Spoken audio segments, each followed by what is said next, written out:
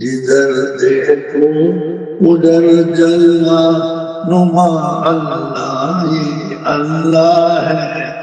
जमीन और आसमां सारा बना अल्लाह ही अल्लाह है। अस्सलामु अलैकुम व रहमतुल्लाहि व बरकातुहू। बिस्मिल्लाहिर रहमानिर रहीम।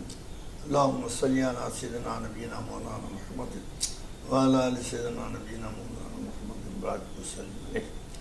நண்பர்களே, தோழர்களே, பெரியார்களே, சகோதரர்களே, உலமாக்களே, உரஃபாக்களே, தொலபாக்களே, தாய்மார்களே, 96 போல் அல்லாஹ்வுடைய ஹவுல குவத்து நாம் இந்த நிகழ்ச்சியை தொடர்ந்து நடத்துகிறவர்கள் நான் பேசிக்கொண்டிருக்கிறேன், நீங்களும் கேட்டுக்கொண்டிருக்கிறோம். 2 பேருமே அல்லாஹ்வுடைய தௌஃபீக்கை கொண்டு தான் பேசுவதும் கேட்பதுமாக இருக்கிறது. நானும் பேச முடியாது, நீங்களும் கேட்க முடியாது. அல்லாஹ்வுடைய தௌஃபீக் இல்லாமல் அல்லாஹ் அந்த அளவுக்கு நமக்கு உதவி உபகாரம் செய்து கொண்டே இருக்கிறான். தொடர்ந்து அல்லாஹ் நம்மளுக்கு யசான் தெரிந்து கொண்டு இருக்கிறான். இந்த ரமலான் மாதத்தில் அல்லாஹ் ரப்பல் ஆலமீன் உச்சக்கட்டமான இஸ்லாத்துடைய பத்ர் போரையும் யுத்தத்தையும் அல்லாஹ் ஏற்பாடு செய்திருந்தான். நபி அவர்கள் உத்தரவுப்படி சஹாபாக்களும் அதில் முழு அல்லாஹ்வுடைய ஆதரவோடு அவர்கள் இறங்கினார்கள். 313 சஹாபாக்கள், பத்ர் சஹாபிகள், சுமார் 1000 பேர் மேலே அவர்கள் அந்த தரப்பில் ஒட்டகப்படை, அந்த படையானப்படை என்னென்னமோ வைத்து கொண்டு இருந்தார்கள். இவர்கள் 313 பேருமா இருந்தார்கள். ஒரு சந்தர்ப்பத்தில் பெருமானார் ஸல்லல்லாஹு அலைஹி வஸல்லம் சஹாபி அனுப்பிச்சு போய் பாருங்க, என்ன எவ்வளோ பேர் இருக்காங்க பாருங்க சொன்னாங்க. போய் பார்த்துட்டு வந்து அந்த சஹாபி சொன்னாங்க, சொற்பமான எண்ணிக்கை உள்ளவங்க தான் அபுஜஹலுக்கு கீழே நின்று கொண்டிருக்காங்கன்னு சொன்னார். அபுஜஹல் அங்கேன்னு ஒரு ஆள் அனுப்பிச்சு முஹம்மது ஸல்லல்லாஹு அலைஹி வஸல்லம் அவங்களுடைய ஃபியூஜ பட்டாளங்களை பார்த்துட்டு வாங்கன்னு சொன்னால் அவங்க வந்து பார்த்து போய் சொன்னாங்க, பெருங்கொண்ட கூட்டமாக இருக்குது அப்படின்னு சொன்னாங்க. அப்படின்னா வஹ்தத் ஃபில் கசரத், கசரத் ஃபில் வஹ்தத் அப்படின்னு ஒரு உசூல் சூஃபி இஸ்திலாவில் இருக்குது, பொதுவாக இருக்கத்தான் செய்யுது. அல்லாஹ் ரப்பல் ஆலமீன் சஹாபியுடைய கண்ணுக்கு அவர்களுடைய சொற்பமானவர்களாகவும், அந்த அபுஜஹலுடைய தூதர் வந்து பார்த்தவர் கண்ணுக்கு பிரமாணமான கூட்டமாகவும் காண்பித்தான். அது சகஜந்த இப்போ சாதாரணமாக நம்ம பார்க்குறோம்.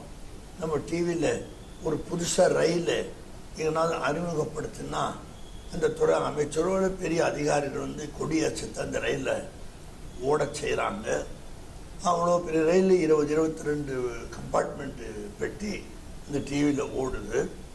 நம்ம பார்க்கறதுக்கு டிவியோடைய நீளம் அகலத்தை பாருங்கள், ரொம்ப சிறுசு. ஒரு கம்பார்ட்மெண்ட்டுக்கு கூட இந்த டிவி நகர் இல்லை. ஆனால் 22 கம்பார்ட்மெண்ட் அப்படியே போகுது. கொடி அசைந்து தேது, ஆளுங்க நிற்கிறது, பிளாட்ஃபார்ம் தெரியுது, அதிகாரிகள் எல்லாரும் செய்கிறாங்க, ஜனங்கள்லாம் தெரியுது. அது வஹதத்தில் கசரத், சின்ன இந்த டிவியில் அவ்வளோ பெரிய ஒரு உருவத்தை அல்லாஹ்தாலா காட்டிட்டு இருக்கிறாங்க. கிரிக்கெட்டில் கூட எத்தனோ பேர் விளையாடுறாங்க, 11 பேர், லட்சக்கணக்கான பேர் கேலரியில் உட்காந்து பார்க்குறாங்க. அதையே நமக்கு காட்டுறாங்க, நம்ம டிவியில் பார்க்குறோம். எல்லாம் ஒரு எறும்பு மாதிரியோ மாதிரியோ மக்களுடைய தோற்றம் இல்லை, முழுசாக மக்கள் தோற்றம் அப்படியே இருக்குது. நம்ம பார்க்குற ரசிக்கலாம், ரசிக்கிறதுக்கு மனசு வராது. அது மஹதத் பில் கசரத், சிறிய அளவு இருந்தாலும் அதை பெரிதாக காட்டக்கூடிய ஒரு அம்சம், ஒரு அமைப்பு. அதே மாதிரி சிறுசாக காட்டக்கூடிய ஒரு அமைப்பு. இதெல்லாம் ஒரு டெக்னாலஜியாக இருக்கிறதுனால இது அல்லாஹ்வுடைய புறத்திலிருந்து வந்த டெக்னாலஜினா தவிர மனிதர்களால் கண்டுபிடிக்கப்பட்டது அல்ல. எல்லா அறிவும், எல்லா விதமான ஞானங்களும் அல்லாஹ்விடத்திலிருந்து அடியார்களுக்கு, மனுஷனுக்கு அல்லாஹ் கொடுத்தான். இன்சான் அல்லாஹ் தாலா மனிதர்களை ரொம்ப உயர்வாக சொல்கிறான், ஷரஃபுல் மஹ்லூக்குன்னு சொல்கிறான், உயர்ந்த படைப்பு, சிறந்த படைப்புன்னு சொல்கிறான். அப்படி நம்மளை பற்றி சொல்கிறதுனால இந்த இன்சான் மனிதர்களுக்கெல்லாம் இந்த மாதிரியான விஷயங்கள்லாம் கொடுத்து நம்மளுக்கு அல்லாஹ் தஆலா நேரத்துக்கு தகுந்த மாதிரி நம்மளுக்கு அல்லாஹ் அந்த ஏற்பாடு செஞ்சு நமக்கு எல்லாம் சந்தோஷத்தை தந்து கொண்டிருக்காங்க. அந்த பத்ர் சஹாபாக்களுக்கு அவங்க மேலே கொஞ்சம் கூட பயம் வரல. காரணம் அவங்களுக்கு சொற்பமாக காமிச்சதால. அபுஜஹல் கூட்டத்தாருக்கு பெருசாக காட்டுறதுனால அபுஜஹல் கூட்டத்தார் ஒரு பெரிய அச்சத்தோடு தான் அவங்க இறங்குனாங்க. ஜஹாதில் இறங்குனாங்க. நடந்துச்சு. ஒரு 17 நடந்துச்சு இந்த ஜஹாது. உலகமே மறக்க முடியாத அந்த ஜஹாது நடந்தது. நபி பெருமானார் ஸல்லல்லாஹு அலைஹி வஸல்லம் சஜ்தாவில் இருந்து அல்லாஹ்ட்ட துஆ கேட்டாங்க. யா அல்லாஹ், இஸ்லாம் இருக்கிறதா இல்லையா என்பது இன்றைய இந்த யுத்தத்தில் தெரிஞ்சுவிடும். நீ எங்களுக்கு கிருபை செய், கருணை செய்ன்னு சொன்னாங்க. அல்லாஹ் ரப்பல் ஆலமீன் உங்களுக்கு வெற்றி என்று அவங்களுக்கு வாக்கு கொடுத்தான். அதே மாதிரி வெற்றி அடைந்தார்கள். 14 பேர் சஹாபிகள் ஷஹீதாக போனார்கள். அவர்களை 70 பேர் மரணமடைந்தார்கள். அந்த மரணமடைந்த அந்த காஃபிர்களை பார்த்து நபி பேசினாங்க. புகார் ஹதீஸில் வருது. நான் சொன்னேன்னு கேட்டிங்களா? இப்போ உங்களுக்கு புரியுதா? நான் சொன்னது விளங்குதா? அப்படின்லாம் அந்த காஃபிர்கள்ட்ட, வெட்டப்பட்டு கிடந்தவர்கள்ட்ட, ரத்த வெள்ளத்தில் மிதந்து கொண்டிருந்த அவர்கிட்ட பேசிட்டு இருந்தாங்க. அப்போ சையதுனா உமர் ஃபாரூக் சொன்னாங்க, பற்றி எல்லாத்தையும் யார்கிட்ட தாங்க பேசுகிறீங்க? ஆனால் தனித்தனியாக கிடக்கிறாங்க பாடியா அப்படின்னு சொன்னோடனே ரசூலுல்லாஹ் சொன்னாங்க, உமரே ரலியல்லாஹு தஆலா, நான் பேசுந்த நீங்கள் கேட்டதை விட அவர்கள் நல்லா கேட்டார்கள்னு சொன்னாங்க. பார்த்தீங்களா, முன்னாயும் ஹயாத்தாக இருக்கிறாங்க. அவங்க எல்லாத்தையும் மடிஞ்சு போனாங்க. சுமார் 70 பேர். அவங்ககிட்ட நான் பேசுனது உமரே ரலியல்லாஹு தஆலா, உங்களை விட அவங்க நல்லா கேட்டாங்கன்னு சொன்னாங்க. பார்த்தீங்களா, அப்போ மரணம் என்ன, இறந்து போகிறது என்ன? ஹயாத்தா உள்ள உங்களை விட மரணித்து செத்து போன அவங்க நல்லா கேட்குறாங்கன்னு சொன்ன ஹதீஸில் என்ன கருத்து அது? இப்போ மவுத்து என்ன, மரணம் என்ன, ஹயாத்து என்ன, இதெல்லாம் நம்ம சிந்திக்க வேண்டிய அவசியம் இல்லைங்களா? சிந்தித்தா தான் நம்மளுக்கு அதோடைய உண்மை தெரியும் போது நாம் உலகத்தில் எப்படி வாழணுமோ அப்படி வாழ நம்ம முற்படுவோம். அதனால் இதெல்லாம் தெரிஞ்சு நம்ம அதன்படி நடக்கிறதுக்காக சில பல வருஷங்களில் கருத்துக்களை நம்ம பேசிக்கொண்டிருக்கிறோம். அப்போ அல்லாஹ் ரப்புல் ஆலமீன் வெற்றி கொடுத்தான். துபாயில் கூட ஒரு பெரிய கம்பெனியுடைய மேனேஜிங் டைரக்டர் கூட ஒரு சந்தர்ப்பத்தில் அவங்ககிட்ட பேசும்போது சொல்லி காமிச்சாங்க. குடும்பத்தோடு அவங்க உம்ரா போயிருக்கிறாங்க. உம்ரா போய் எல்லாம் செஞ்சுட்டு வரும்போது அவங்க சூட் கேஸ் எங்கேயோ மிஸ் ஆயிடுச்சு, காணா போச்சு. செக் போஸ்ட்டில் அவங்கள போலீஸ் நிப்பாட்டிடுச்சு. யார்ட்டுமே பாஸ்போர்ட் இல்லை. சூட்கேஸை காணணும்னா என்ன செய்ய பண்ணிப்பாங்க? பெரிய போஸ்ட்டில் உள்ளவங்க, பெரிய எம்டி மேனேஜிங் டைரக்டர், அவங்க பெரிய அந்தஸ்தில் உள்ளவங்க, பெரிய குடும்பம், தமிழ்நாடு சேர்ந்த குடும்பம் தான் அவங்க. அப்படியே அங்கே இருந்தபடியே அந்த மேனேஜிங் டைரக்டர் 313 பத்ர் சஹாபா பேரை சொல்லிக்கிட்டே இருந்தான். மனசுலேயே 313வது பேர் சொல்லும்போது போலீஸ் ஜீப்பில் அந்த செக் போஸ்ட்டுக்கு அந்த சூட் கேஸ் வந்து கொடுக்குறாங்க. அடையாளம் பார்க்குறாங்க, கரெக்டாக கையில் கொடுத்துட்டாங்க. அப்போ அவரை சந்தித்து பேசும்போது சொன்னார் என்கிட்ட, அவங்க ஆஃபீஸில் பேசிட்டு இருந்தேன், இப்படி என் வாழ்க்கையில் ஒன்று நடந்துச்சு. நம்ம எவ்வளோ பெரிய பதவியில் இருந்தாலும் சவுதியில் அதெல்லாம் அவங்களுக்கு தெரியாது. நம்மளெல்லாம் சாதாரணமாக தான் பார்ப்பாங்க. அங்கே பதவிக்கெல்லாம் வேலை கிடையாது. அப்போ இந்த சிக்கலான நேரத்தில் தான் 313 சஹாபாக்கள் பேர் ஏதோ நான் தெரிஞ்சு வச்சுருந்தேன். அதை சொன்னே வந்து கொடுத்தாங்க. நான் கண்ணியமாக துபாய் வந்து சேர்ந்தேன்டான். அப்போ அந்த பேருக்கு எவ்வளோ விசேஷம் பார்த்தீங்களா?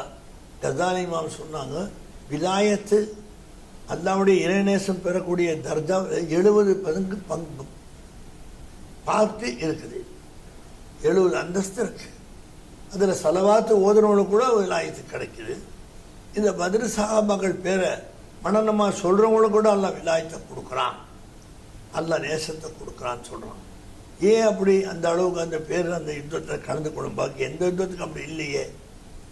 அந்த யுத்தவாதிகளுக்கு ரசூலுல்லாஹ் ஸல்லல்லாஹு அலைஹி வஸல்லம் நீங்கள் பின்னால் என்ன பாவங்கள் செஞ்சாலும் உங்களை அல்லாஹ் மன்னிச்சிடுவான். பத்ர்களுக்கு ஒரு ஸ்பெஷலாக அந்த செய்தியை அல்லாஹ் ரசூலுல்லாஹ் சொல்கிறாங்க. பிற்காலத்தில் என்ன பாவம் செஞ்சாலும் அல்லாஹ் மன்னிச்சிடுவான். காரணம், நீங்கள் இந்த மாதிரியான ஒரு பெரிய ஜிஹாதில் கலந்து உங்களோட உயிர் தியாகமானதில் 14 பேர் போனாலும் கூட வெற்றி நீங்கள் கொண்டாடினீங்க. அதன் காரணமாக தான் மக்களே இன்னைக்கு வாழக்கூட உலகத்தில் கோடிக்கணக்கான முஸ்லீம்களாக இருப்பதற்கு பதில் சஹாபாக்கள் தான் காரணமாக இருக்கு. அந்த தோல்வி அடைந்திருந்தால் இஸ்லாம் இருக்காது, ஈமான் இருக்காது, தீன் இருக்காது, நோன்பு இருக்காது, ஜக்காத் இருக்காது, ஹஜ் இருக்காது, தொழுகை எதுவுமே இருக்காமல் போயிருக்கும். அந்த வெற்றியின் காரணமாக நீங்கள் முஸ்லீமா, நான் முஸ்லீமா இருக்கிறோம். சரி, நான் முகமது ரசூலுல்லாஹி ஸல்லல்லாஹு அலைஹி வஸல்லம் அவங்கள்ட்ட அபூஜலும் இன்னொரு தூரம் வந்தாகும் வந்து இந்த நிலவை விலங்கு காட்டுங்க, நீங்கள் நபியாக இருந்தால் நீங்கள் அதை பிளங்க 2 ஆக்குங்க, நாங்கள் ஏற்றுக்கொள்கிறோம் இஸ்லாமை, உங்களை நபியா அப்படின்னு சொன்னாங்க. அப்போ அந்த நிகழ்ச்சியில் இருந்த அபூஜஹல், இதை நான் ஒத்துக்க மாட்டேன், ஏதோ சூரியன் நீங்கள் செஞ்சிட்டீங்கன்னு அவர் சொன்னார். அப்போ கூட வந்தார் பாருங்க, அவர் சொல்கிறார், அபூஜஹல், சூரியன் பூமியில தான் நடக்கும், மக்கள் ஒருத்தருக்கு ஒருத்தர் அநியாய அக்கிரமம் செஞ்சு துன்புறுத்தலாம், சூரியன் வானமண்டலத்தில் நடக்காது அவர் சொல்றார். தங்கையில அவர் இஸ்லாம் வரல, போயிட்டார். பிறகு ஒரு ஜிஹாதில் அந்த நிலவை பிளக்க சொல்லி வந்தார் அபூஜஹல் கூட, அவர் எதிர்த்துல போராடுறார், சஹாபாக்களும் போராடுறாங்க. அப்போ நபி அவர்கள் சஹாபாக்களை கூப்பிட்டு சொன்னாங்க, அதுவும் நிற்கிறாரு, ஆமாம் அவரை நீங்கள் கத்தல் செஞ்சிடாதீங்க, அபு புஹூத் அவரை விட்டுடுங்க அப்படின்னா சஹாபாக்கள் யுத்தம் முடிஞ்சு எல்லாரும் ஹலாஸ் ஆயிட்டாங்க, அவர் மட்டும் இருக்கிறார். அப்போ வந்து கேட்டாங்க, யாரும் சொல்ல, இவரை மட்டும் வெட்டமானான்னு சொன்னீங்களே, இப்போ இவரெல்லாம் ஒருத்தர் தான் இவங்க பாக்கியாக இருக்கிறாரு, இவர் அப்படி என்ன செஞ்சார் அப்படின்னு கேட்டாங்க. அப்போ நான் நபி சொன்னா ஸல்லல்லாஹு, எனக்கு ஒரு பெரிய இஹ்சான் செஞ்சார், எனக்கு ஒரு பெரிய உதவி செஞ்சார் தோழர். அப்படியா, உங்களுக்கா, இவரா, என்ன உதவி செஞ்சார் கேட்டான். இவர் வந்தார், அபூஜஹலோடு சேர்ந்து வந்து இந்த நிலவை பிளக்க சொன்னார். நான் அல்லாவோட முகத்தை கொண்டு 2 பிளந்தேன், போய் திருப்பி அந்த நிலவு வந்து சேர்ந்துடுச்சு. இப்படி பிளக்கல நிலவு, ஒரு பாதி போய் திருப்பி அது சேர்ந்துடுச்சு. இன்னைக்கு அதை ஒத்துக்கிறாங்க சயின்டிஸ்ட். அந்த மாதிரி நான் நிலவு பிளந்துட்டேன் உலகம் பூரா கியாமல்லா வரைக்கும் மக்கள் சொல்லிட்டு இருப்பாங்க. இவர் வந்து எங்கிட்ட நிலவை நீங்கள் பிளங்க, நான் நபியா ஏற்றுக்கிறேன்னு சொன்னதுனால்தான் தோழரை நான் அதை அப்படி அசைச்சேன். அல்லாஹ் அந்த நிலவை பிளக்க செய்தான், மறுபடியும் அது வந்து சேர செய்தான். அதனால இவர் வந்து அப்படி கேட்கலன்னு சொன்னால் நிலவை நான் பிளக்க சொல்லவே மாட்டேன், வேலையில்லை எனக்கு. அதனால் நான் இவரை இந்த மாதிரி ஒரு காரணத்தை உண்டு பண்ணி எனக்கு உலகத்தில் முகமது நபி நிலவை பிளந்தாங்கன்னு பேசுவாங்க இல்லையா, அந்த புகழுக்கு காரணமாக இவர் இருக்கிறார், அபு புஹூத் இருக்கிறார், அதனால இவர் நான் வெட்டவானான்னு சொன்னேன். உடனே அவர் வந்து நபி முஹம்மது ரசூலுல்லாஹி ஸல்லல்லாஹு அலைஹி கையை தொட்டு முத்தமிட்டு நான் இஸ்லாத்தை ஏற்றுக்கிறேன்னு ஏற்றுக்கிட்டார். பார்த்தீங்களா, இஹ்சானுங்கிறது உதவி, ஹெல்ப்பு, நன்றின்னு சொல்கிறது அரபியில் இஹ்சான் சொல்கிறோம். அப்போ ரசூலுல்லாஹ் அல்லாஹ் தானே செஞ்சான் அப்படி நீங்கள் பேசுகிறீங்க, அது ஒரு தௌஹீதுடைய அர்த்தமாக நீங்கள் எடுத்துக்கிட்டு பேசுகிறீங்க, அது தௌஹீத் அல்ல, அல்லாஹ் தான் பிளந்தான் அப்படின்னு நீங்கள் சொன்னால் நபி ஸல்லல்லாஹு அலைஹி வஸல்லம் அல்ஹம்துலில்லாஹ் அல்லாஹ்வுக்கு போகணும்னு சொல்லியிருக்கணும். அபூ புஹூத் சொல்லித்தான் நான் அதை பிளந்தேன், அதுக்கு அல்லாஹ் தான் எனக்கு சப்போர்ட் பண்ணான். ஆனால் பிளக்க சொல்லி தூண்டுனது யாரு? அபூ புஹூத் தானே, இவர் தானே. அதனால இவரோட அந்த இஹ்சானை நினச்சி அவரை நான் வெட்டவானான்னு சொன்னேன். நான் பார்த்தீங்களா மனுஷனுக்கு எப்படி, நான் 1975 சிங்கப்பூருக்கு கப்பலில் போகிறேன், ஒரு மனுஷன் சுற்றி வர்றான், என்னான்னு தெரியல, நம்ம ஆள் தான். கடைசியில் ஒரு இடத்துல ஒரு ஆள் சிகரெட்டு குடிச்சிருந்தாரு, அந்த ஆள் அங்கேருந்து வந்து பாதி சிகரெட்டு கொடுங்க, நான் மறந்து வந்துட்டேன், கப்பலில் மூடிட்டாங்க கடையை, அவர் குடிச்சிட்டு கொடுத்தாரு. அந்த மனுஷன் அந்த சிகரெட்டை வாங்கி 2 டம் குடிச்சிட்டு கப்பலில் 1975 தேங்க்யூ வெரி மச்ன்றார். நான் என்ன சொன்னீங்கன்னு கேட்டேன். அதடுத்து உங்களுக்கு என்ன தெரியும், நீங்கள் ஓதி படிப்பீங்க, பாஸ்போர்ட் எடுப்பீங்க, சிங்கப்பூர் மாதிரி காசு பறிப்பீங்க, அது சரிப்பா, அது நீ வச்சுக்க, அப்படியே வச்சுக்க. இப்போ என்ன சொன்ன, இந்த நடு ஜாமத்தில் சிகரெட் குடிக்காமல் பைத்தியம் முடிச்சா மாதிரி அடைஞ்சு திரிஞ்சு வரும்போது அந்த குடித்த சிகரெட் என்று கொடுத்து 2 தம் அடித்தேன் பார்த்தீங்களா, அதுக்காக நான் தேங்க்யூன்னு இங்கிலீஷில் ஓ அப்படியா, சரி இந்த சிகரெட்டு நீ எந்த கையால் பிடிச்ச, இந்த விரல்லன்னா இதில் வச்ச உதடல, இது 2 யார் கொடுத்தா, சுற்றிடுச்சு அவனுக்கு.